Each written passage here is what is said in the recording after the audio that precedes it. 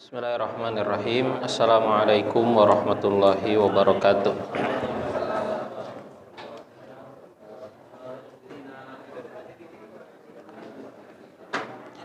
Alhamdulillahi rabbil alamin. Wal aqibatu lil muttaqin. Wala udwana illa 'alal zalimin. Asyhadu an la ilaha illallahul malikul haqqul mubin. Wa asyhadu anna Muhammadan abduhu wa rasuluh al-mab'utsu rahmatan lil alamin. Allahumma salli wa sallim wa barik ala abdika wa rasulik nabiyina Muhammadin wa ala alihi wa sahbihi ajma'in. Allahumma anfa'na bima 'allamtana wa 'allimna ma yanfa'una wa zidna ilman. Subhanaka la ilma lana illa ma 'allamtana innaka antal alimul hakim. Hadirin kaum muslimin wal muslimat rahimani wa rahimakumullah. Alhamdulillah malam hari ini kembali kita dapat berkumpul di majlis yang mudah-mudahan senantiasa dirahmati dan diberkahi oleh Allah Subhanahu wa taala. Untuk kembali melanjutkan pembahasan dari kitab Bawa'ithul Khalasi Minadz Dzunub. Dan pembahasan kita dari kitab ini adalah pembahasan pendorong yang ke-13 ya. Pendorong yang ke-13 dari pendorong-pendorong untuk menghindari perbuatan dosa dan maksiat. Baik, kita baca. Qala al-Imam Ibnul Qayyim rahimahullah. Ats-tsalitsu asyar, yang ke-13, qat'ul alaiki wal asbabi allati tad'uhu ila muwafaqatil hawa. Yaitu memutus ikatan-ikatan dan sebab-sebab yang mengajaknya kepada memperturut hawa nafsu. Ya, di antara cara supaya kita terhindar dari perbuatan dosa dan maksiat, di antara pendorong bagi kita untuk melepaskan diri dari perbuatan dosa dan maksiat adalah hendaklah kita memutus ikatan-ikatan atau perkara-perkara yang menghubungkan kita dengan perbuatan-perbuatan dosa itu, atau memutus sebab-sebab yang bisa mengajak kita, membawa kita kepada sikap memperturut hawa nafsu. Ya, karena sikap memperturut hawa nafsu ini ada sebab-sebabnya gitu. Ada penghubung-penghubungnya gitu. Ada langkah-langkahnya. Nah, ini yang harus kita hendaklah kita putus. Walaisal muradu an yakuna lahu hawa. Dan bukanlah yang dikehendaki itu seseorang itu tidak memiliki hawa nafsu, artinya tidak memiliki keinginan. Ya, karena ya tidak mungkin seseorang itu tidak memiliki hawa nafsu. Hawa nafsu itu kan juga secara arti dasarnya itu kan keinginan yang diinginkan oleh jiwa kita, itu hawa nafsu. Dan setiap manusia pasti memilikinya. Maka yang dikehendaki, yang diinginkan, yang diminta atau yang dimaksud itu bukan berarti kita tidak boleh memiliki keinginan, tidak boleh memiliki hawa nafsu. Bal yusrafu hawahu ila ma yanfa'u. Akan tapi yang diinginkan itu adalah seseorang atau seorang hamba itu mengarahkan gitu.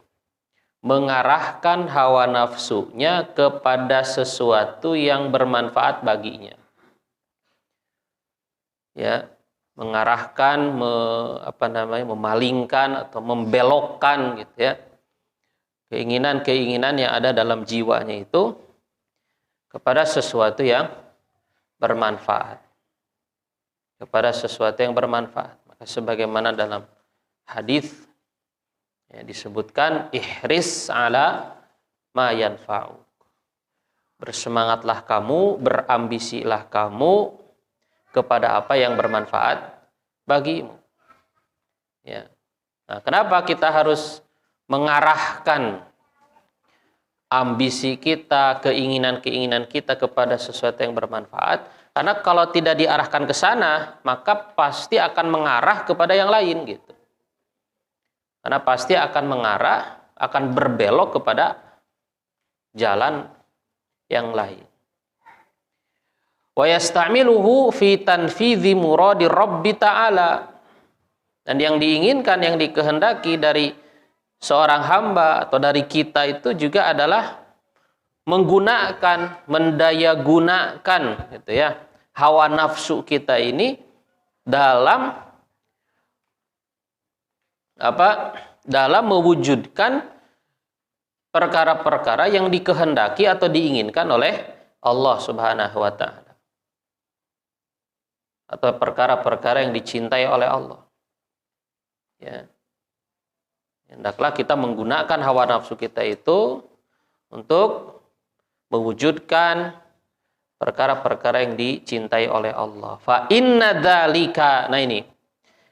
Karena sesungguhnya hal itu, sesungguhnya yang demikian itu yadfa'u anhu syarrasti'malihi fi ma'asihi. Karena hal itu akan mencegah darinya penggunaan yang buruk dalam perbuatan-perbuatan maksiat. Ya, seperti yang tadi dijelaskan, kalau tidak diarahkan kepada sesuatu yang bermanfaat, ya, jiwa kita ini, hawa nafsu kita ini, maka ya, hawa nafsu ini akan mengarah kepada perbuatan dosa dan maksiat. Dengan cara kita mengarahkan hawa nafsu kepada sesuatu yang bermanfaat, kepada hal-hal yang dicintai oleh Allah, maka dengan sendirinya ya, perbuatan-perbuatan dosa itu juga akan teralihkan gitu. Akan teralihkan darinya. Fa inna kulla syai'in minal insan yasta'miluhu lillah. Karena segala sesuatu dari manusia yang dia pergunakan untuk Allah, jadi segala sesuatu yang ada dalam diri manusia atau segala sesuatu yang ya ada dalam diri kita yang kemudian kita pergunakan untuk Allah, fa innallaha yaqihi syarrasti'malihi li nafsihi wa li syaitanihi. Maka Allah Subhanahu wa taala akan melindunginya dari penggunaan yang buruk untuk dirinya dan untuk syaitan. Jadi sesuatu yang kita tujukan untuk Allah, maka akan terhindar dari tujuan untuk hawa nafsu dan untuk syaitan. Ya, jadi mesti seperti itu. Wa ma la yasta'miluhu lillah ista'malahu li nafsihi wa hawahu wala budda. Dan sesuatu yang tidak dipergunakan untuk Allah atau sesuatu yang tidak diarahkan untuk Allah, ditujukan untuk Allah, maka seseorang akan menggunakannya untuk hawa nafsunya sendiri. Wala budda, dan itu pasti. Ya, mesti seperti itu. Nah, fal ilmu, maka contohnya ilmu katanya. Ilmu illam yakun lillah kana lin nafsi wal hawa. Nah, ilmu itu kalau tidak ditujukan untuk Allah, kalau bukan lillah, maka dia itu pasti lin nafsi wal hawa, untuk hawa nafsu. Ya. Jadi seorang ya, dia punya ilmu atau dia menuntut ilmu, kalau tujuannya itu bukan karena Allah, kalau ilmu itu tidak digunakan untuk mencari ridha Allah, pasti ujung-ujungnya ilmu itu digunakan untuk memperturut hawa nafsu. Ya, mesti seperti itu. Ya. Nah, maka supaya kita terhindar dari yang kedua ini, kita berusaha untuk ya mengarahkan gitu kan kepada yang pertama, yaitu kepada Allah, kepada ridho Allah Subhanahu wa ta'ala, kepada hal-hal yang dicintai oleh Allah. Ya. Nah, dan nanti kalau hawa nafsu nanti bentuknya macam-macam. Kalau ilmu, kalau bukan untuk Allah, ya untuk memperturut hawa nafsu. Untuk harta, ya harta kaitannya dengan hawa nafsu. Untuk mencari kedudukan, untuk mencari popularitas, kan ujungnya seperti itu. Untuk semata-mata mencari pengaruh di hadapan manusia. Nah, semuanya ya ujung-ujungnya hawa nafsu, ujungnya hawa nafsu. Nah, di sinilah pentingnya. Nah, ini adalah ikhlas ya. Ini adalah keikhlasan. Nah, wal amalu illam yakun lillah. Amal juga sama. Illam yakun lillah. Kalau amal itu bukan karena Allah, kana lirriya'i wan nifaq. Maka amal itu untuk apa? Ya untuk riya dan kemunafikan. Jadi seorang kalau tidak beramal untuk Allah, ya maka dia pasti terjerumus kepada riya dan terjerumus kepada kemunafikan, sehingga amalnya itu riya, amalnya itu diiringi dengan sifat kemunafikan. Wal malu illam yunfaq lillah. Contoh yang lain, harta juga. Kalau tidak dibelanjakan karena Allah, untuk mencari ridha Allah, unfiqa fi ta'ati syaitani wal hawa. Sama. Maka harta itu juga akan dibelanjakan untuk mentaati syaitan dan mentaati hawa nafsu. Nah, jadi begitu, selalu pilihannya itu dua. Ya, selalu opsinya itu, alternatifnya itu ya dua ini. Kalau nggak ke sini, ya ke sana pasti. Ya. Nah, di sini kaitannya dengan menghindari dosa dan maksiat, supaya kita terhindar dari jalan yang buruk tadi, kita selalu berusaha mengarahkan kepada jalan yang pertama gitu. Dengan sendirinya akan terhindar dari yang kedua. Wal jah, begitu juga jah. Ya, jah artinya kedudukan, ya, jabatan. Di sini termasuk al jah ini ya, jabatan, gitu ya. Idza lam yusta'mal lillah, kalau tidak dipergunakan untuk Allah, ista'malahu sahibuhu fi hawahu wa hududhihi. Maka pemilik jabatan itu akan menggunakannya untuk hawa nafsunya dan untuk kepentingan hawa nafsunya tersebut. Wal quwwatu, begitu juga kekuatan. Begitu juga kekuatan. Illam yasta'milha fi amrillah ista'malathu fi maksiyatih. Ya, kekuatan itu juga kalau tidak digunakan dalam urusan Allah atau dalam agama Allah, ya, maka kekuatan itu akan menggunakannya dalam perbuatan maksiat kepada Allah. Faman awwada nafsahul amala lillah. Dan siapa saja yang membiasakan jiwanya untuk beramal karena Allah, nah ini juga membutuhkan pembiasaan ya, ta'wid, membutuhkan pembiasaan. Faman awwada, membutuhkan latihan. Siapa saja yang membiasakan jiwanya untuk beramal karena Allah, lam yakun alaihi asyaqqa minal amal li ghairihi. Maka tidak ada yang lebih berat atasnya daripada beramal untuk selain Allah. Jadi kalau orang sudah terbiasa ya, amalnya itu untuk Allah selalu ya, dia itu kalau beramal itu berusaha bersungguh-sungguh meluruskan niatnya. Gitu kan? Selalu membiasakan jiwanya ini ikhlas dalam beramal. Selalu beramal itu untuk Allah, selalu beramal itu untuk Allah. Kalau sudah terbiasa seperti itu, maka tidak ada sesuatu yang lebih berat darinya daripada beramal untuk selain Allah. Jadi orang yang terbiasa beramal karena Allah, maka akan sulit baginya, akan berat baginya beramal untuk selain Allah gitu. Karena orang yang terbiasa dengan sesuatu, maka dia akan sulit untuk menjalani sesuatu yang menjadi sebaliknya. Gitu kan? Yang menjadi lawannya. Yang menjadi lawannya. Orang kalau terbiasa ikhlas, maka untuk tidak ikhlas itu jadi berat gitu. Untuk tidak ikhlas itu menjadi berat. Wa man 'awwada nafsahu al-'amal li hawah wa hadhi. Nah, ini sebaliknya.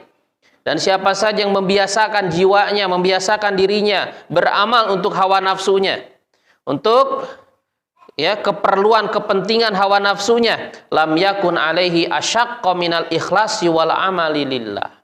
Maka tidak ada yang lebih berat atasnya daripada ikhlas dan beramal karena Allah. Jadi ikhlas itu jadi berat. Kalau seseorang memang membiasakan dirinya beramal untuk selain Allah, untuk hawa nafsunya. Gitu ya, untuk hawa nafsunya. Dan riya itu ya ujung-ujungnya kan memperturut hawa nafsu. Ya, segala sesuatu yang tidak ditujukan untuk Allah, maka itu adalah untuk hawa nafsu. Nah, di sini pentingnya ta'wid tadi ya, pembiasaan dan mujahadah seperti yang sudah disampaikan juga ya, bermujahadah. Wa hadza fi jami'i abwabil a'mal. Nah, ini berlaku untuk semua pintu-pintu amal. Falaisa syai'un asyaqqu 'alal munfiq lillah. Maka begitu pun tidak ada sesuatu yang berat atas orang yang selalu berinfak karena Allah. Minal infaqi li ghairihi, daripada berinfak untuk selain Allah. Orang yang selalu berinfak untuk Allah, maka dia akan berat untuk berinfak untuk selain Allah. Wa kadza bil aks, begitu juga sebaliknya. Orang yang selalu kalau infak itu riya, kalau infak itu ingin mendapatkan pujian, kalau infak itu pencitraan gitu ya. Selalu begitu. Jadi ketika mau ikhlasnya berat gitu. Ketika mau ikhlasnya berat gitu ya. Susah gitu. Nah, ketika tidak ada kesempatan untuk riya, ya dia tidak akan berinfak jadinya gitu. Nah, seperti orang-orang munafik. Makanya kenapa orang-orang munafik itu sholat yang paling berat atas mereka adalah sholat isya dan sholat subuh. Kenapa? Karena mereka tidak bisa riya. Ya, zaman dulu masjid itu kalau malam, kalau udah suasana gelap ya tidak ada penerangan. Ya, dan itu adalah di sholat isya dan sholat subuh. Asyadun athqalus sholati alal munafikin sholatul fajri wa sholatul isya. Sholat yang paling berat atas orang-orang munafik adalah sholat fajar dan sholat isya. Kenapa? Karena mereka nggak bisa riya. Sementara dalam Al-Quran dikatakan, wa idza qamu ila sholati qamu kusala yuraunan nas. Dan apabila mereka bangkit untuk melaksanakan sholat, mereka bangkit dalam keadaan malas dan mereka riya. Yuraunan nas, menginginkan pandangan manusia.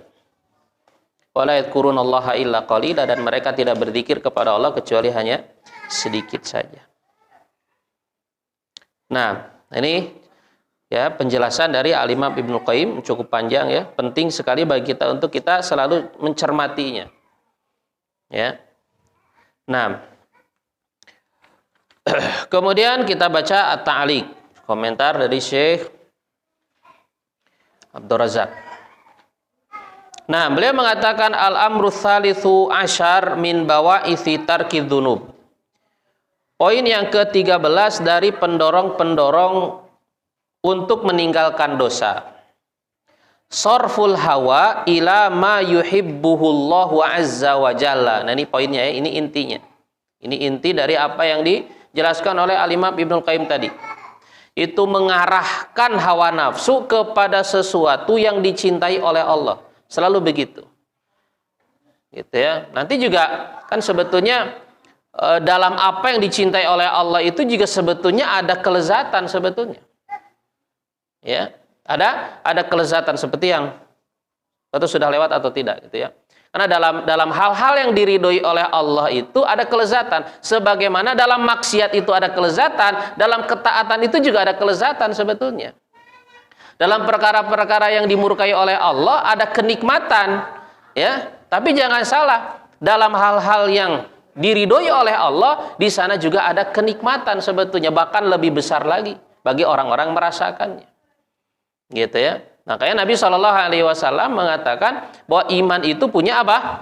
Punya rasa, dan rasanya manis, rasanya lezat.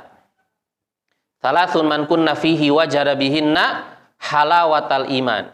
Ada 3 perkara yang siapa saja tiga perkara ini ada pada dirinya, maka dia akan mendapatkan halawatal iman. Itu apa? Lezatnya iman. Jadi iman itu punya kelezatan. Gitu ya, ketaatan itu punya kelezatan. Amal-amal soleh itu punya kelezatan, punya kenikmatan padanya. Gitu. Nah, maka daripada kita bernikmat-nikmat dengan maksiat, lebih baik kita berusaha untuk meraih kenikmatan dalam ketaatan kepada Allah Subhanahu wa taala.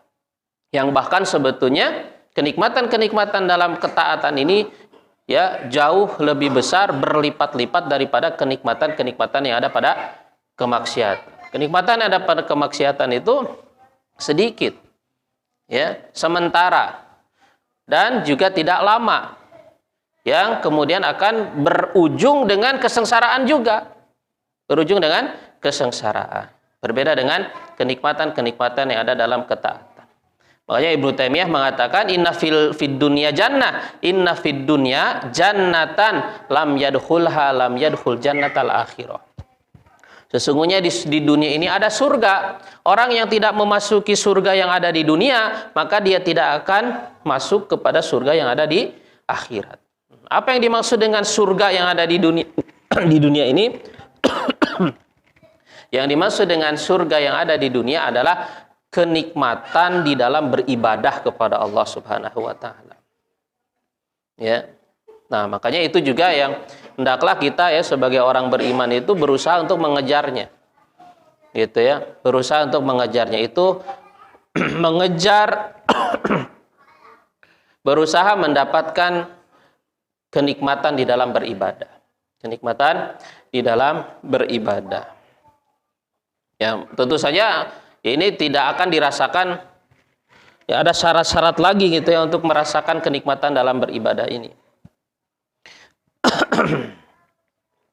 Nah, fa inna fid dunya asbaban wa alaiqa tasrifu hawa nafsi ilal batil wal muharramat. Sesungguhnya di dunia ini ada sebab-sebab, ada ikatan-ikatan yang membawa hawa nafsu kepada kebatilan dan muharramat, kepada hal-hal yang diharamkan oleh Allah Subhanahu wa taala. Ya, namanya di dunia ini ada sebab-sebab, ada ikatan-ikatan yang membawa hawa nafsu kepada kebatilan, kepada hal yang diharamkan oleh Allah. Fayajibu 'alal 'abdi, maka wajib atas seorang hamba an yahrisa kullal hirsi, dia bersemangat, dia bersungguh-sungguh. Ya, dia bersungguh-sungguh ala qat'i hadhil alaik, untuk memutus ikatan-ikatan ini. Ya, untuk memutus ikatan-ikatan ini, memutus sebab-sebab ini, supaya kita tidak terbawa kepada hal yang diharamkan tersebut. Wa an yajtahida a'dhamal ijtihad, dan hendaklah dia berijtihad, bersungguh-sungguh dengan ijtihad yang besar fi sarfi hawahu ila ma yuhibbuhu Allah Subhanahu wa taala, dalam mengarahkan hawa nafsunya kepada hal yang dicintai oleh Allah Subhanahu wa taala. Kama qala Nabi sallallahu alaihi wasallam, sebagaimana Nabi sallallahu alaihi wasallam bersabda, hina masuila ayyul jihadi afdal. Ketika ditanya tentang jihad apa yang paling afdal, jihad apa yang paling utama, qol, maka beliau mengatakan antujahida nafsaka wa hawaka fi dzatillahi azza wajal, yaitu engkau berjihad melawan hawa nafsu. Ya, di dalam sebuah hadis ketika ditanya tentang ayul jihadi afdal, jihad apa yang paling afdal, yang paling utama, itu berjihad melawan hawa nafsu fi dzatillah, itu di jalan Allah Subhanahu wa taala. Wa qaddama Allahu azza wa jal man inqada li hawahu mutlaqan, dan sungguh Allah Subhanahu wa taala telah mencela orang yang tunduk kepada hawa nafsunya secara mutlak. Faqal, Allah Subhanahu wa taala berfirman, afara'aita man ittakhadha ilahahu hawahu wa adallahu Allahu ala ilmin wa khatama ala sam'ihi wa qalbihi wa ja'ala ala basarihi gishawah faman yahdihi min ba'dillah afala tadzakkarun. Ini ayat yang menyebutkan celaan ya. Di dalam ayat ini Allah mencela orang yang memperturut hawa nafsunya, bahkan menjadikan hawa nafsunya sebagai ilah, sebagai sesembahan. Orang yang mempertuhan hawa nafsunya. Karena orang mengikuti hawa nafsu berarti dia mempertuhan hawa nafsunya, mempertuhan selain Allah Subhanahu wa taala.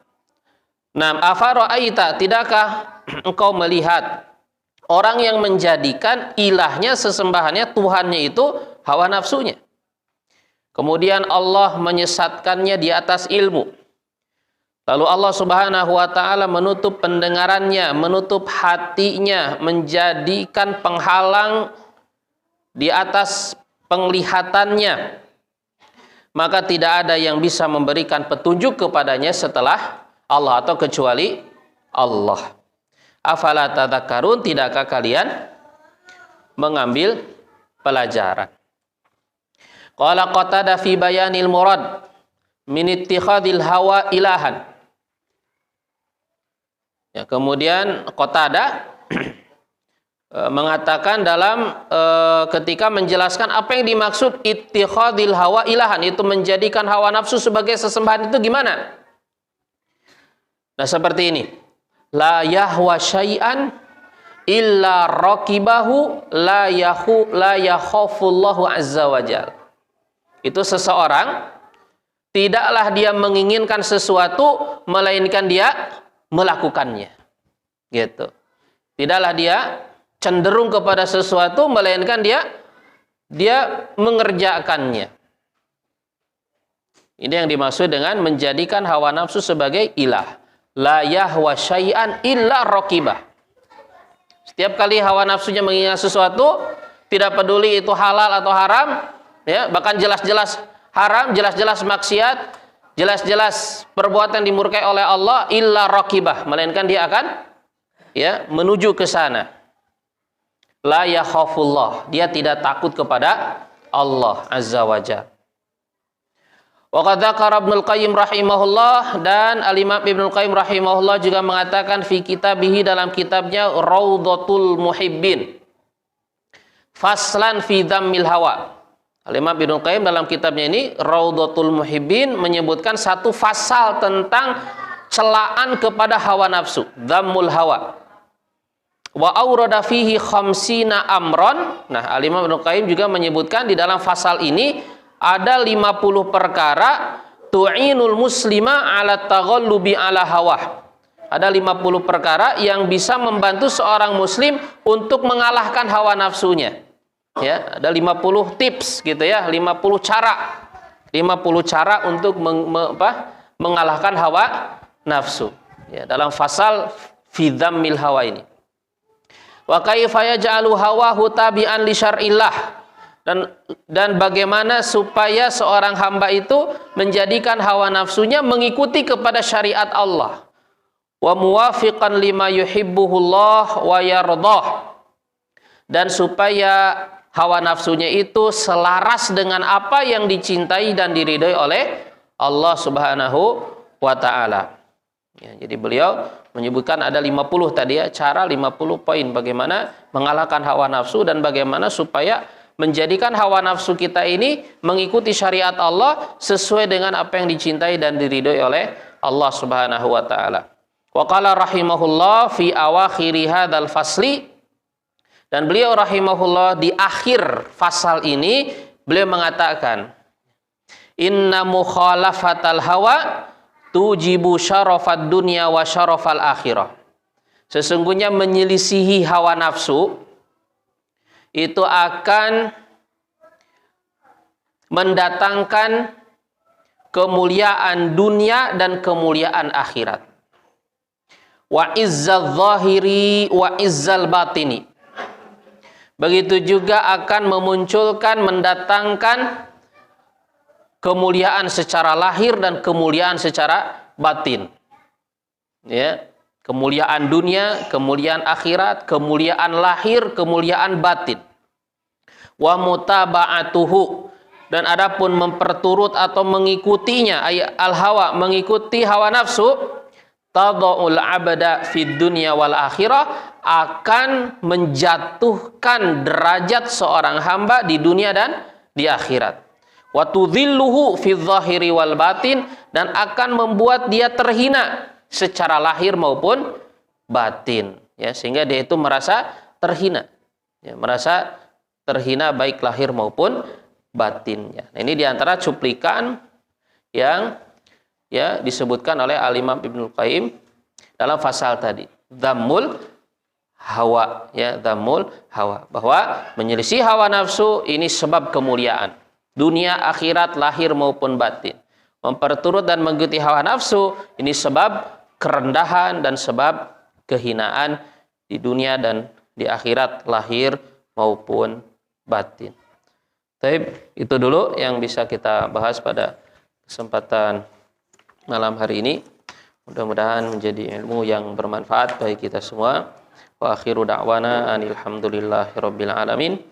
Wa sallallahu wa sallama ala nabiyyina Muhammadin wa ala alihi wa sahbihi ajma'in.